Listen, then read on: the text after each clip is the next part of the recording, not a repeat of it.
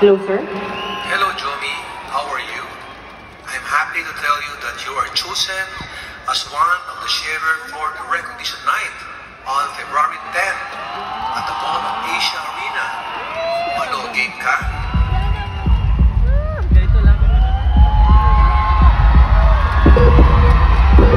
Ano, game ka?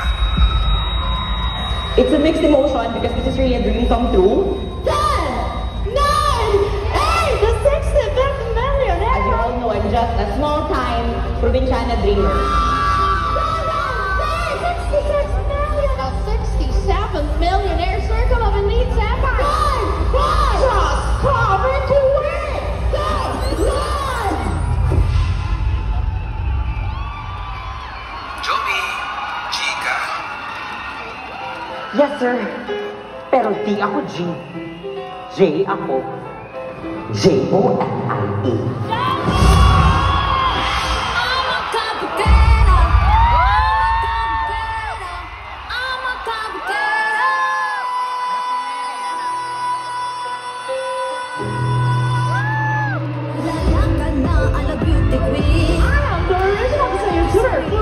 Breaking records in your complex at Muñeca, Jomi Hospital! If you don't know my name, just call me to win!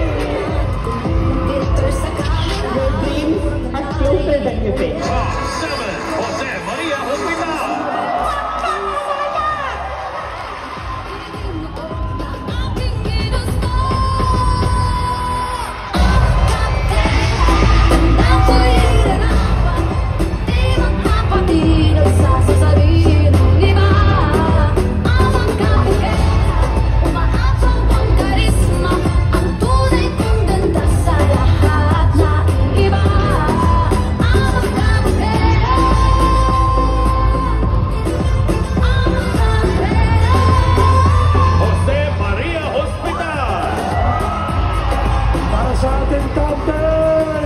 Congratulations once again, Jose Maria Hospital!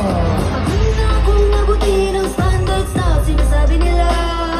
Ano marami akong gawin, talagang may masasabi sila. Kung away na pa ng may ako'y magiging ako na aking ginusto.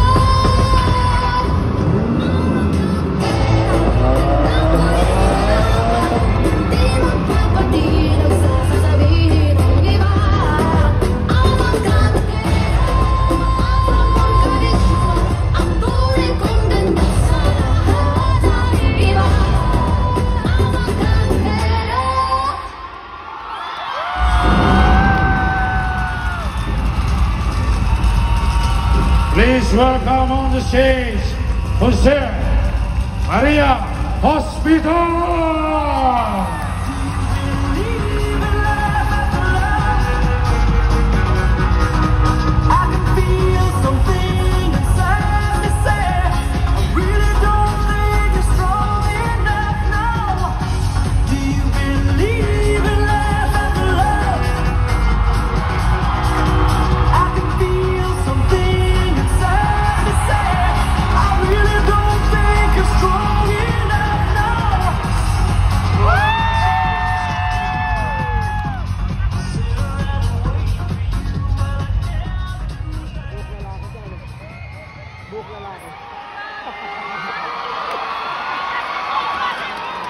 A wise philosopher once said, tandang-tanda ko pa panahon ng tagtuyot.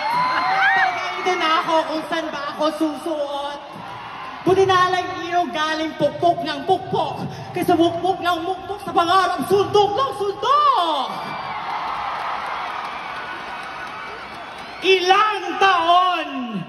Ilang taon kong hinintay ang moment na to na makapag-share sa napakaraming tao at na-realize ko, hindi pala lahat ng bagay na gusto mo, binibigay sa tamang oras at panahon na iniisip mo. Bakit? Kasi mas maganda ang timing niya.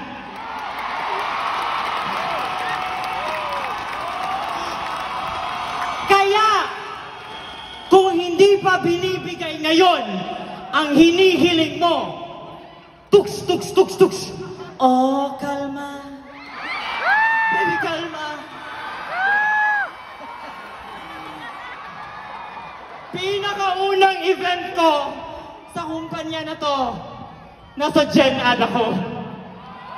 Until nasa lower box, upper box, top 20, at ngayon, andito na ako sa stage ng Mall of Asia!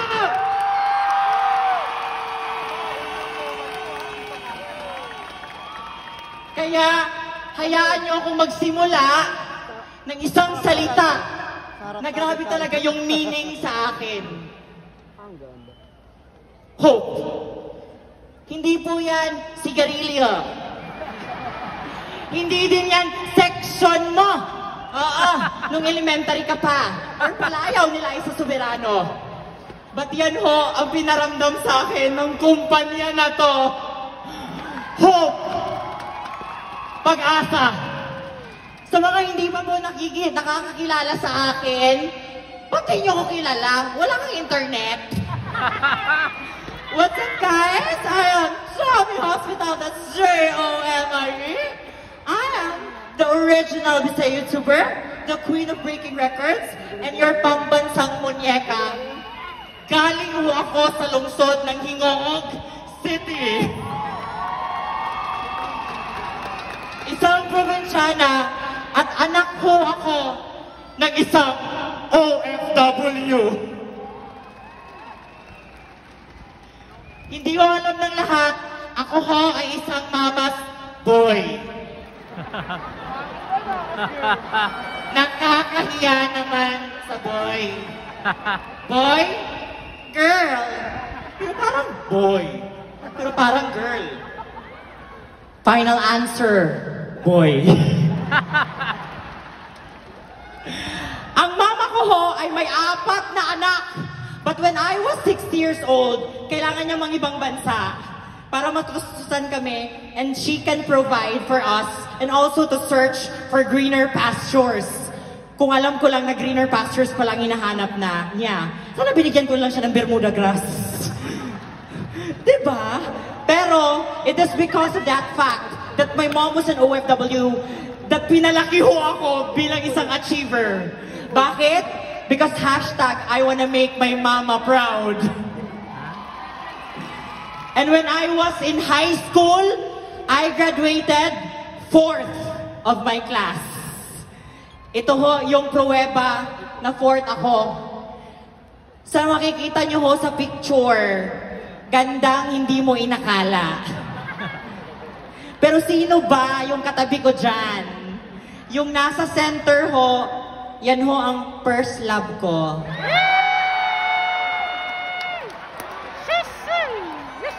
Yung katabi naman niya, yan ho ang best friend ko.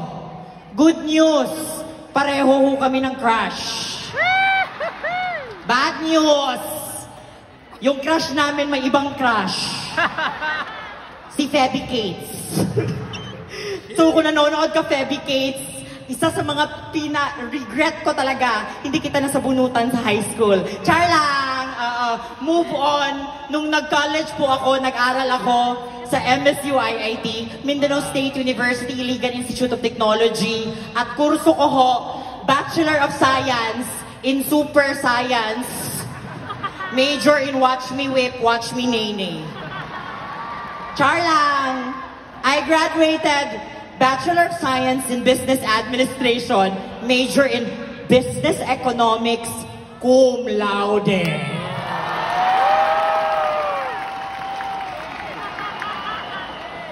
Naging cum laude ako sa paniniwala na kung mag-a-apply man ako sa isang trabaho, naniniwala ako, di ba ang pipiliin talaga nila yung mga cum laude? Tama ba? Eh sabi ko, kailangan kong galingan. Bakit? Alam ko yung feeling eh. Alam ko yung feeling ng hindi pinipili. Na ginawa mo na ang lahat, hindi ka pa rin pinipili. But during my OJT, I realized, ayoko magtrabaho. I don't want to be a corporate slave. At dahil doon, nag-decide ho ako na pumasok sa YouTube. Eto na! Dito ako kilala ng mga tao. Kilala nila ako as the Belinda of BJ Serye. Kasama ko ang mga kapatid ko na sila Junalu at Madam Ceci. At andito ho sila ngayon nanonood sa akin. Ate and Abing. Sinipag lang ho kami sa pag-video because we wanna raise the humor ng mga Bisaya. Sino dito yung mga Bisaya? And I'm so proud that after 6 years of doing YouTube, I am the only Bisaya YouTuber with 100 million views and counting. Para sa mga Bisaya, para po sa inyo to. But at that time, it doesn't mean ako may 1 million views ka, may 1 million pesos ka. I had a blueprint kung paano ako sisikat. Pero wala ho akong blueprint kung paano ako yayaman. Nabago ho ang lahat when I met this angel year 2019. Siya ho ang nag-introduce sa akin sa negosyo. Wala ho akong idea. First business ko po ito. I only have 12 pesos in my bank account at that time. Pero sabi ko sa sarili ko, Jomi, wala ka nang pera, wala ka bang paraan? Ano na lang magiging buhay mo niyan? So hinanapan ko po ng paraan. In 1 week, nag-join ho talaga ako agad-agad. And the rest is history. Dito, sa journey ko sa network marketing, ang dami kong natutunan. Dito ako naka-experience, nadadaan ka, tapos sisigawan ka ng power! Hindi naman ako switch. Tapos mag-offer ka, magpapakapi ka, hindi mag-join. Sabi nila, gusto ko mag-join, oo. Tapos last minute, hindi tutuloy, so nag-expect ka. Pero, dito sa network marketing, ang dami kong natutunan. Dito ko na-realize to see the good in everything. Na makita ang yes sa bawat no. Ang stay sa bawat go. Ang high sa bawat low. Dito ko nakita at natutunan to always do my best in everything. Kasi sabi sa akin ng mentor ko, tignan mo ang own mo na lane, own pace, own race. I am in competition with no one because I have no desire to be better than anyone else. I just want to be better than who I was yesterday. Sabi sa akin ng creator of legends, ang pagiging masaya, inuugali. And with that happiness, sabi sa akin ni Empress, send it with love and light. At yun yung naging guiding principle ko. 2 tao na humubog sa akin sa industriya na to. Sila ang napakita sa akin kung gaano ka-importante ang kultura at ang community na nasan ka. Because behind every successful person is an amazing support system. Elite's Empire. Salamat. Maraming salamat. And with that, tumuloy ho ako sa negosyo. And I'm so proud to say that after 7 months, I hit my first million.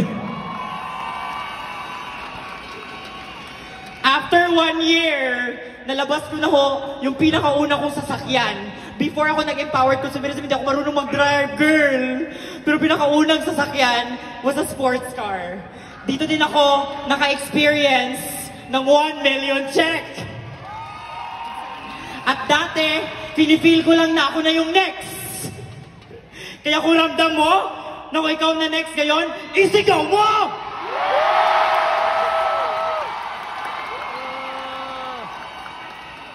Dati nung bata ako, wala ho talaga akong laruan. But because of this company, I'm able to heal, grabe, my inner child. Because right now, I have a Funko collection worth 2 million pesos. And it is so important to me.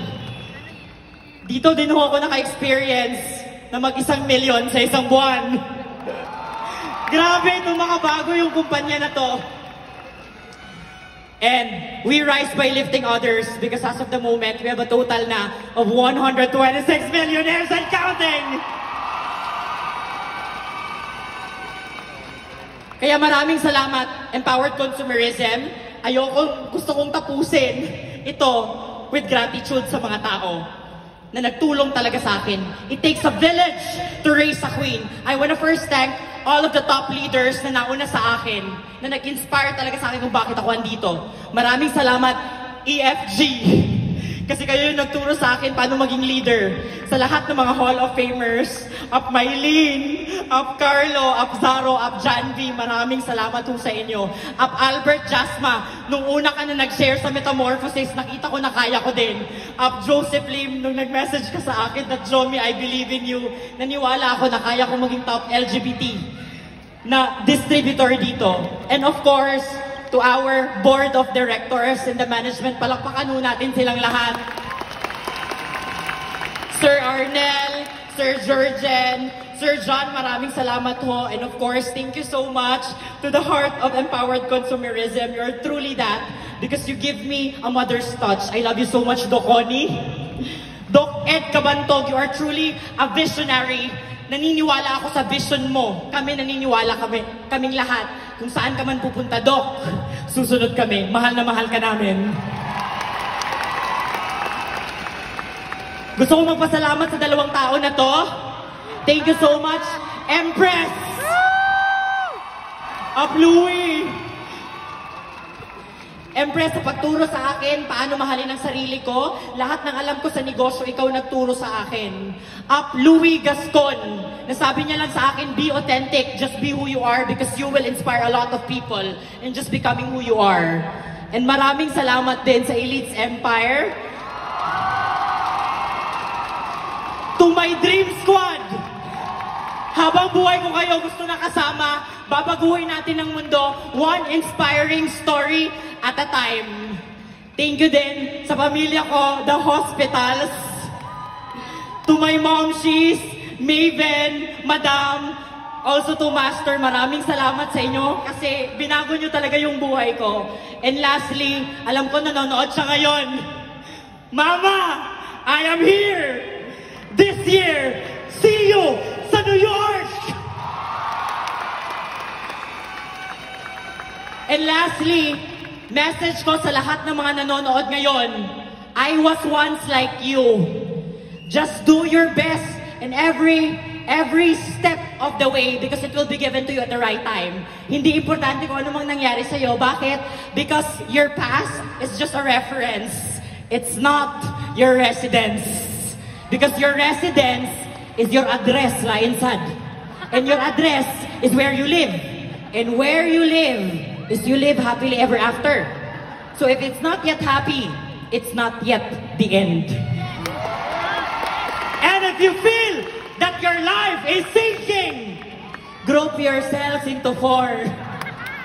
Because at the end of the day is the letter Y. And after you live, you die. And your relatives will cry. But before you say goodbye, do your best despite the agaray. Because the price is the lagay. Lagay na makamahay. Lagay na malamiay. Lagay ng iyong buhay. Buhay na hayay na sa kumpanya na to, sa'yo maibibigay. Munang way mahayay, gugmalangbay. Kung sa English pa, sabay-sabay tayo. No regrets.